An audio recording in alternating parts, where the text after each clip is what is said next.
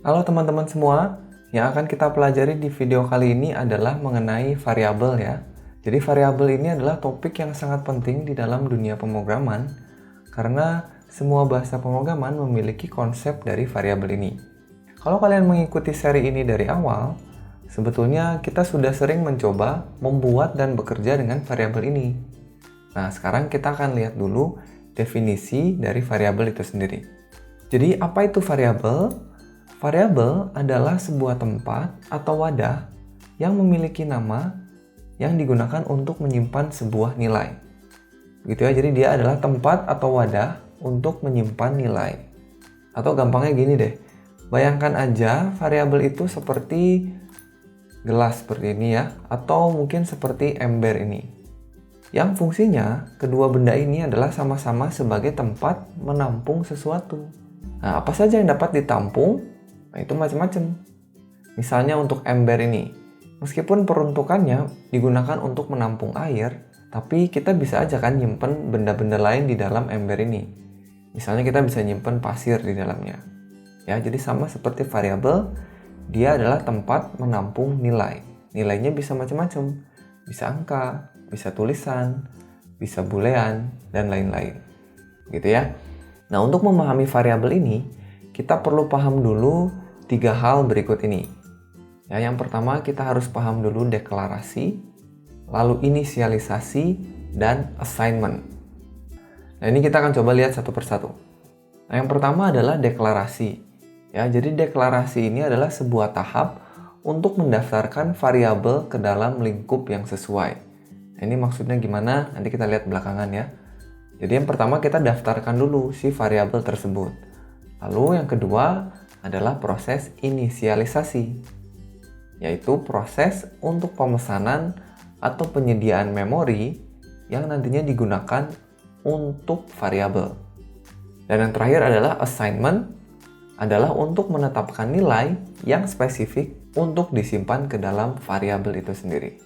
Contohnya begini, jika kalian menuliskan var x begini, ini artinya kalian mendeklarasikan sekaligus menginisialisasi variabel yang namanya x.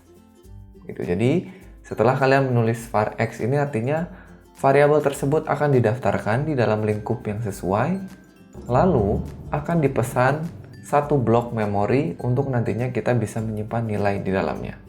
Lalu jika kita menulis baris selanjutnya yaitu x sama dengan 20, nah ini artinya proses assignment atau kita menugaskan angka 20 untuk disimpan ke dalam variabel x. Begitu ya. Nah, biasakan untuk selalu melakukan deklarasi dan inisialisasi sebelum kita melakukan assignment. Kenapa? Nah, ini kita lakukan untuk menghindari hal-hal yang tidak diinginkan. Nanti di video yang akan datang kita akan bahas apa yang akan terjadi ketika kita tidak menuliskan keyword var terlebih dahulu sebelum melakukan assignment. Nah, jadi untuk sekarang terima aja dulu kalau kita itu wajib melakukan deklarasi dan inisialisasi. Ya, selanjutnya untuk melakukan deklarasi, ya kan kita tahu tadi kita bisa menggunakan var ya keywordnya. Nah, tapi sebetulnya masih ada keyword lain yang bisa kita gunakan untuk mendeklarasikan variabel, yaitu let dan cons. Ya, yang masing-masing keyword ini memiliki perilaku yang berbeda. Nah, tapi khusus untuk seri ini yang akan kita bahas dan kita gunakan hanya yang var aja. Ya, nanti ketika kita sudah lebih mahir dan paham mengenai JavaScript, kita akan bahas mengenai 2 keyword lainnya. Oke, jadi yang akan kita pelajari di seri ini yang simple dulu aja, kita akan belajar yang var-nya aja. Gitu ya. Jadi saya ulangi, untuk membuat variabel yang perlu kita tuliskan itu hanya seperti ini. Kita tulis keywordnya var, lalu spasi, kita tulis nama variabelnya apa. Begitu ya. Nah, nama variabel ini bebas saja, boleh kalian tulis sesuka kalian, tapi dengan beberapa aturan. Aturannya seperti ini. Yang pertama, kalian tidak boleh menggunakan spasi pada pembuatan variabel kalian. Ya, jadi kalau nama variabelnya lebih dari satu kata, itu nggak boleh pakai spasi. Lalu, nama variabel itu boleh mengandung angka. Jadi di dalamnya boleh angka, tapi tidak boleh diawali dengan angka. Jadi seperti ini nggak boleh. Tapi kalau angkanya nggak ada di depan, misalkan angkanya di belakang, seperti ini, nah ini boleh-boleh aja. Kalau tadi ya, kalau namanya lebih dari satu, kalian boleh memisahkan katanya dengan menggunakan underscore. Atau kalian juga bisa menggunakan simbol dolar seperti ini, ya, atau seperti ini digabungkan, boleh aja. Atau yang lebih baik, kalian bisa gunakan format penulisan seperti ini. Ya, ini silahkan kalian gunakan.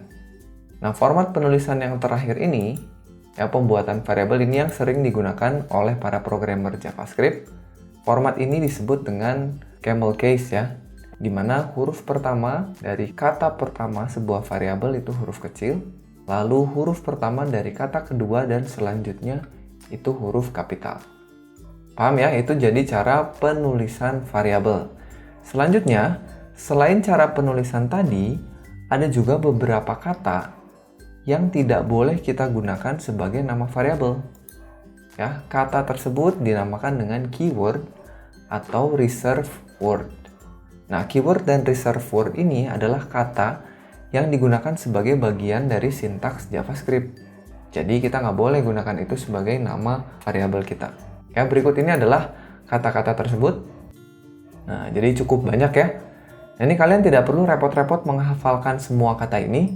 Kenapa? Karena satu, ini nggak akan keluar di ujian ya. Dan yang kedua, kita akan jarang sekali membuat variabel dengan nama-nama ini.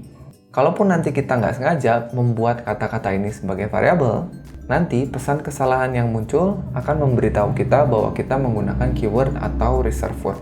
Ya, jadi nanti kalian tinggal ganti aja nama variabelnya.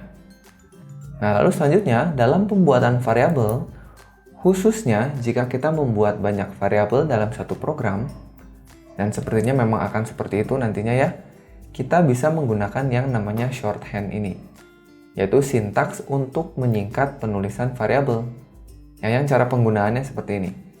Contohnya jika kita menulis variabel dan melakukan assignment seperti ini, ya, jadi saya menulis 3 buah variabel, lalu kita assign sebuah nilai ke dalam variabel-variabel tersebut, kita bisa nulis seperti ini.